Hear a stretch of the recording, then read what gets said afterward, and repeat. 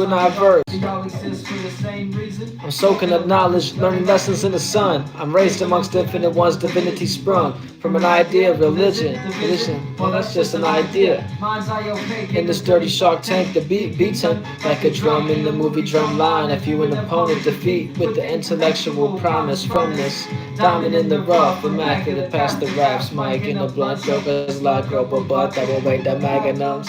classical MC apocalypse for The trash disaster, the 47 matador, chakras, the lime flower of life, put fire into ashes. No substance rappers, catch a death to rebirth.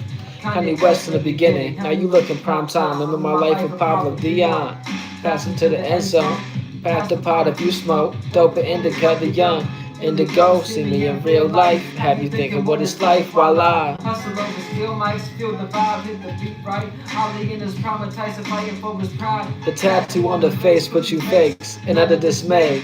Getting to the cake Before the money, yeah, I'm clever to speak, rather unique. Oh, And my karma is clean, my third eye vision, clear and transparent. No billions in the fam yet, but I'ma make trillions. dilated eyes, everything changed. I caught fire, while cops fire. In the streets, raised in the belly of the beast. Nothing but the best, come correct. Super Saiyan 3 times 3. That's 9 lives, I beat the kitty 9 times. Out of 10, I'm beating the cheeks. Hear this young lord, then God flow to you heathens. Brought from the power in me. Young Yeti Eskimo, psycho killer consciousness. I just bust a nut on her breast, yes.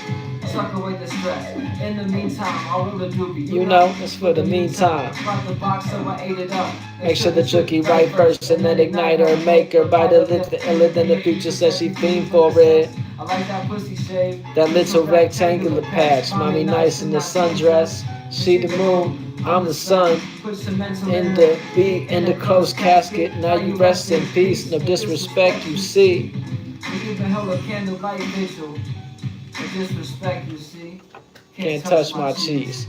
Especially You get a prenup, baby. No, you can't touch my cheese. Might hand you 100 G's. Psych, no. Pimp 101, holy conscious, let me teach sinners. In the past, I'm the same as another pastor. Shine my brother to another. We all get into the cheese. No jealousy, just inspiration to the ones close to me. devotion to each other. This human race is something we can change in to a prospering civilization. Take a breath. Haha. We can Do it, it just takes time. So I'm here, you know, for the meantime. Gotta get level right now, cause my time's now. Land of the lost, where the lost will be found. So alright, we're gonna go ahead and break down all these rising signs. If you just tapped in with me at the last video, we broke down all the alignments, you know what I'm saying, with this moon in Aquarius and the sun in Virgo. And that song was called King Selassie I.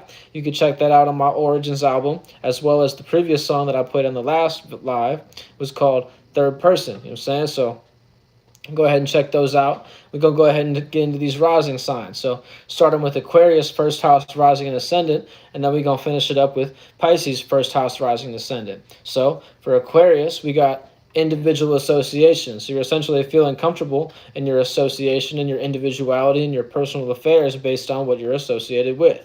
And how I like to break down the first house, you're in a space that you feel comfortable being in your own personal life. Or on the lower octave, you feel uncomfortable or unsatisfied to a point where it's like, dag, what I got going on in my personal affairs and my personal life, I don't really feel comfortable with that. And how I like to break this down is like, you just want to accept yourself and accept your circumstance situation, and that'll get you way further than denying your circumstance situation. So then moving forward, the Capricorn first house, rising and ascendant, is having the second house being an Aquarius. And keep in mind, the second house is your value house. It's all about your values of a person, place, thing, or idea, right? So essentially, your valued associates is what you're dealing with at this point in time. So these places that you visit, you know what I'm saying, Capricorn likes to be the boss. So it's like these people that you're around, these places that you visit and you value, you can actually derive value from these associations and things like that. So Capricorn, it doesn't really have, well, I'm not going to speak for all Capricorns, but for the most part, Capricorn sees everybody as, like I'm saying, a building block and how they could build on this block and then being a part of this circumstance situation to a point where I can actually benefit from being a part of this. So yeah, moving forward, the Sagittarius, first house, rising and ascendant, is having the third house, being in Aquarius, right? And keep in mind the third house is all about your environment, right? Or your immediate spaces or your neighborhood, so to speak. So keep in mind this is also a sextile. So the Sagittarius is able to see the opportunity in their environment and what they're associated with, right? And based on this circumstance situation, keep in mind the Sagittarius is like able to adapt. They're a mutable sign compared to this fixed energy based on the moon. And keep in mind the moon is all about your reaction, responses, and things of that nature, your emotions, right? So Sagittarius is able to see, okay, what emotion could I utilize in my environment to actually benefit from? Like to a point where people have a common interest in maybe being a music creator or being a videographer. Maybe you actually want to direct movies and things like that, or be saying an actor or actress. So if you're in that circumstance situation, you want to see people in your neighborhood or your environment who are producers and who are, I'm saying, directors and things of that nature. So yeah, that's what the Sagittarius is dealing with at this point in time, being able to see the opportunity in their environment based on what they're associated with.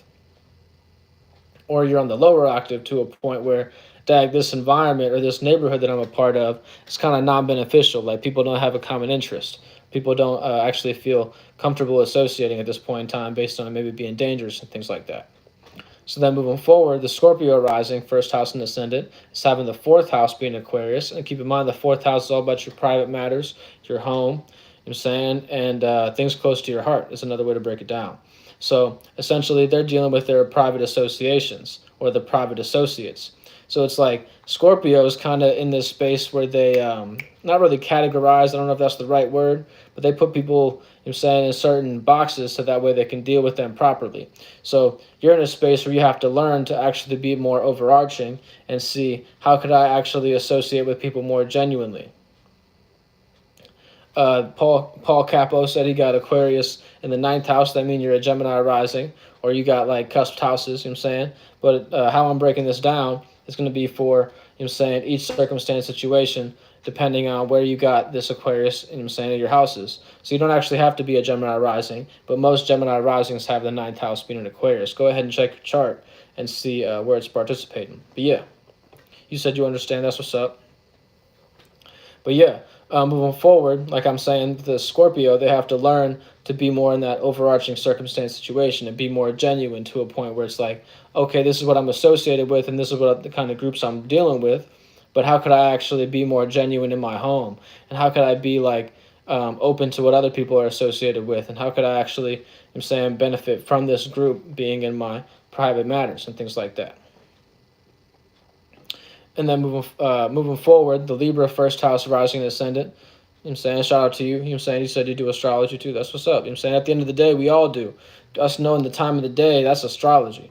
So like keep in mind anybody that says like, oh, I'm not really into astrology and things like that, I don't really actually saying see the purpose and things like that. Well, okay, you know what time you're supposed to be at your job, or you know what time you're supposed to be at your mama house. You said be at your mama house at 8 o'clock. I'm saying to go ahead and have breakfast, or go ahead and have I'm saying Christmas dinner. You know what I'm saying? To keep in mind, all these dates and times are all astrology, a starology. At the end of the day, you're studying where the sun is at and the sun positioning. So like keep that in mind.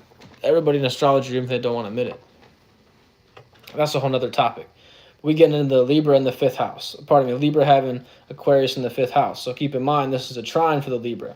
So the Libra has the gift to actually utilize what they're associated with, and based on their expression, they're able to be more relative and able to see, okay, this is what other people are associated with. I'm able to, you know what I'm saying, relate or create balance at this point in time. And it's alike to the first house to a point where you just want to accept your expression and accept who you are. And I'm saying that puts you on the higher octave to a point where it's like, okay, I see who I am and I see who I'm dealing with and things like that. But as long as I am genuine and as long as I'm myself, I can feel comfortable being in my expression or expressing oneself. To a point where the actual group that I should be a part of, they're going to see the gift in me. I'm able to see the gift in them as well. You know what I'm saying we're creating balance for each other. Moving forward, the Virgo first house rising and ascendant is having the sixth house being an Aquarius, and keep in mind the sixth house is all about your work, your routines, and your patterns, and also your health, right? So at this point in time, the Virgo is able to be in this in conjunction space. So it's like like I was breaking down in the last video, they're in a space where it's like this misunderstanding to a point where it kind of creates confusion for the Virgo. The Virgo likes to be more relative in their personal life, but at this point in time, they need to see, okay, who can I actually work with in my association to actually be more beneficial or benefit from my group that I'm a part of. If you're on the higher octave, you feel comfortable being at work. You feel comfortable to a point where this work is healthy for you, so to speak. Or you're in a space on that lower octave to a point where it's like what I'm working on or this group that I'm a part of, I don't actually feel comfortable adapting to them and things like that. And I can actually see how this is non-beneficial, or maybe it's creating this confusion. It's like I know my own purpose, but is this work actually benefiting my purpose, so to speak? Then moving forward, the Leo first house rising and ascendant. And keep in mind, these are both fixed signs, and they're in this opposite axis. You know what I'm saying? They go kind of parallel in the chart. You know what I'm saying? So keep in mind, Leo's in this opposition space, this 180-degree angle to the Aquarius energy. So they're able to either add on or oppose to what they're related to or their relations. So essentially, you're dealing with relative associates at this point in time, or you need to be either be on that higher octave to a point where you feel comfortable being opposite at this point in time and being who you are and being genuinely the line, you know what I'm saying? And kind of be like, okay, I may be like the king of this group, or I may be like the leader of this group, but essentially this group is kind of going down the wrong path, and I kind of need to just go ahead and go my own way at this point in time. That would be you being opposite to the group. Or you're seeing, okay, I'm a part of this group and I can add on based on my certain aspect that I'm dealing with, and I can shine and help learn, teach other people how to shine, and like kind of just be myself. And in turn, we can kind of relate more and create balance based on everybody wanting to shine equally. Oh yeah, you're right. Paul Capo said a very interesting thing. I didn't check it out at first. I was in my video. He said Aquarius is great for seeing both the forest and the trees. And what I think I know what you mean by that. Like, and you said the micro and the macro and the micro, like to a point where you can see, okay, I know what this person's into, but I can also see the broad scope of what they're into as well. To a point where I know if I bring certain aspects of the conversation up, they might not always agree, but if I have like an overarching statement, you know what I'm saying, I'll be able to actually relate with more people. And Aquarius is real good at that. You're absolutely right. We're going to get into you here soon. You know what I'm saying? You had Aquarius in the 9th house, but first, we're going to go ahead and keep on going down the list. We got Cancer, first house rising and ascendant, having the 8th house being an Aquarius, and keep in mind the 8th house is all about behind the scenes, secrets, rebirth, and transformation, right? And also sex, you know what I'm saying? So at the end of the day, you might have a circumstance situation where you're a little bit more fertile than usual if you're a Cancer female. Or you kind of, you know what I'm saying? Yeah, you know where I'm going with that. We don't got to go too deep. Don't got to go too deep. You know what I'm saying? But yeah, moving forward, they're in a circumstance situation to a point where they're this misunderstanding. So it's like you kind of have this confusion going on. So it's like, oh, I'm confused. Like, do I really actually want to deal with this individual, or am I just kind of feeling a little bit, you know what I'm saying? Like, I feel like seeing him in the bedroom kind of thing. It's like that kind of circumstance situation.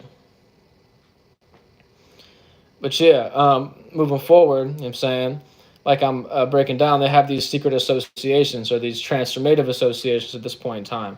Or essentially, they're rebirthing what part of group they're a part of. So it's like Cancer wants to be, you know what I'm saying, wear their heart on their sleeve to a point where they're able to be a part of a group forever. And it's like they want to create this home environment.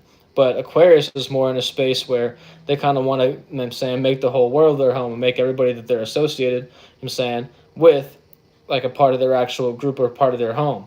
So it's like a perfect example of like how you can tell if somebody's an Aquarius if they kind of like treat people outside of their family more like family than their actual family. So like if you're saying, if you get what I'm saying.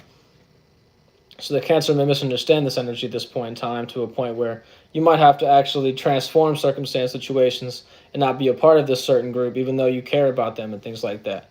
Or maybe you don't care enough and you should be a part of this association and rebirth that circumstance situation. But yeah, moving forward, the Gemini first house rising and ascendant. It's kind of wild, you know what I'm saying? You think somebody on your side, but at the end of the day, they're just trolling. So yeah, it's all good, you know what I'm saying? Even if you an incel yourself because you wasting time on my page, you know what I'm saying, talking crazy when you could have your own page. And at the end of the day, I don't watch none of y'all, you know what I'm saying? So it's like, it's pretty interesting how this circumstance situation when it comes down to trolls. Like they be talking crazy, but at the end of the day, like if they mama seen what they was doing, they'd be real disappointed. But at the end of the day, shoot, my mama proud. You know what I'm saying? My mama like we was just having the conversation like, oh, you actually helping people in this circumstance situation. But it don't matter what kind of circumstance situation. If you on my page trolling, you kind of like on the spectrum. You feel me? So it's like trolling an astrologer is like the lowest level of you know what I'm saying, intellect. We'll just put it that way.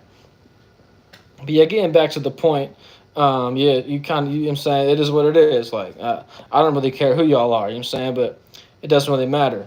It doesn't matter how much money you make, you could still be, you know what I'm saying, special. We all know the man make the money don't make the man. But I'm going to stop responding to y'all and go ahead and get back on this topic. You know what I'm saying? If you want to, you know what I'm saying, talk more about this after I'm finished, you know what I'm saying, go ahead and keep talking crazy and I'll get back to you. But shout out to everybody that's actually genuinely here, you know what I'm saying, to learn. And if as long as I'm helping at least one individual better their life and learn about oneself, that's really my whole goal. So it's like, either way, like, even if you troll into a point where, like, you hate your own life, even though, like, we all know just because you're making a whole lot of money, at the end of the day, you probably working an office job you hate. You know what I'm saying? But hey, it is what it is. But yeah, getting back to the other circumstance situation, the two-faced Gemini. You said you got pardon me, rising. You got Aquarius ninth house. You a two-faced individual. We all know. But yeah, shout out to other Geminis that actually have integrity. I'm saying we all know y'all crazy. But yeah, moving forward, they have the ninth house being an Aquarius, so they're in a point where they're having the gift to actually associate experiences, and based on that, they have the trine, the 120-degree angle, to a point where the Gemini is able to actually add on, you know what I'm saying, and benefit from this association, and able to see, okay, who am I associated with, and who could I actually gift more knowledge and wisdom to? Or who is a part of this group that I could actually see me working more with and having more of experiences with and be more wise? And what morality am I a part of that I could actually see the gift of benefiting from this group and things of that nature?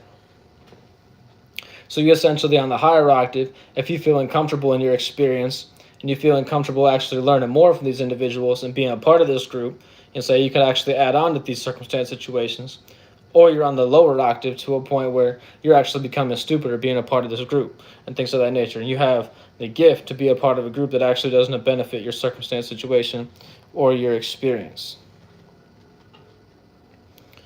Yeah, I'm gonna get back to y'all. Don't worry. I'm saying keep on talking to yourselves. Yeah, moving forward, the Taurus first house rising and ascendant is having the 10th house being an Aquarius. And keep in mind, the 10th house is all about your status, your blueprint, your career. So essentially, the Taurus is also in a space where they're having a square at this point in time. So they have to learn something. They have to learn to be more associative. Taurus is more stubborn, and they're in a space where they're either consistent or stubborn. So essentially, you're being too stubborn to a point where you don't actually want to learn that this is actually the status that you're a part of. This is what you're known for. Or you want to keep on doing something the same way to a point where it doesn't actually work anymore. If something doesn't work, then the Taurus stops doing it finally.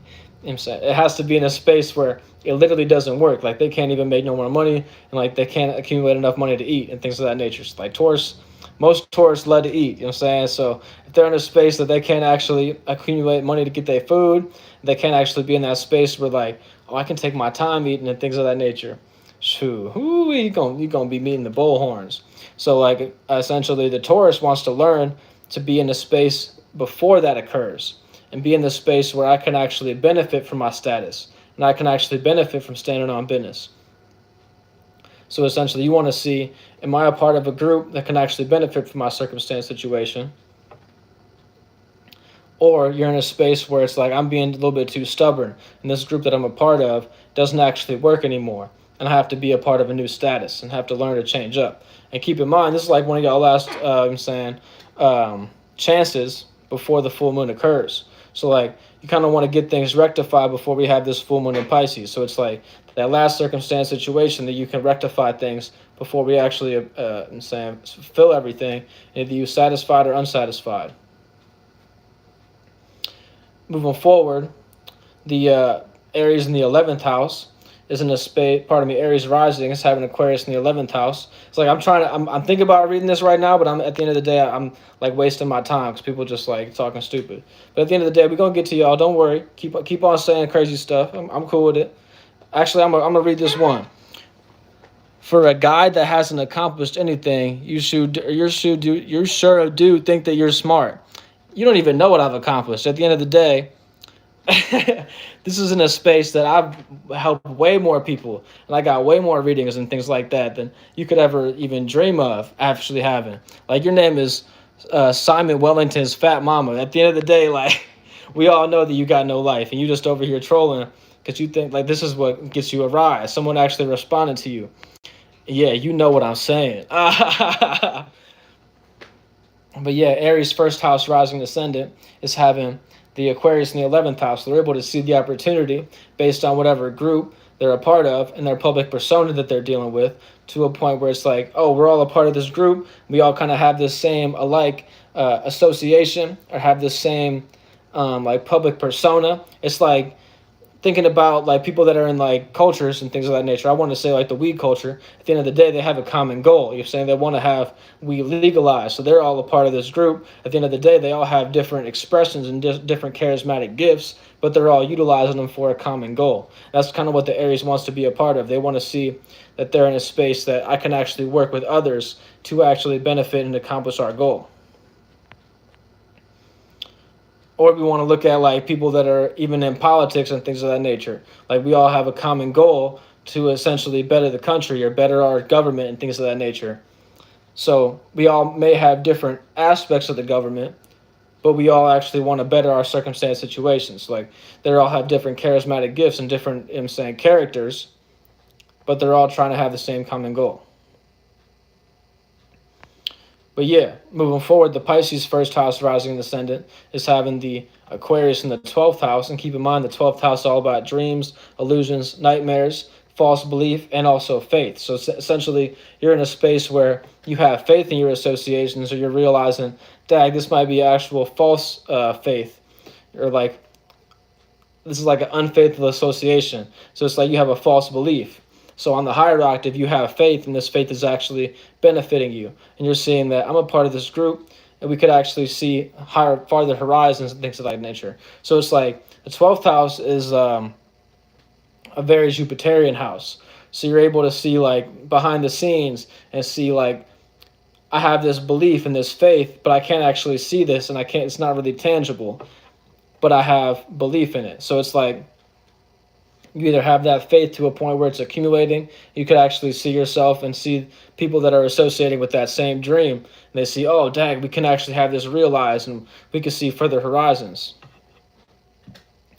And then on the false belief side, you're in a space that is like other people can't actually be a part of this group or be a part of this dream.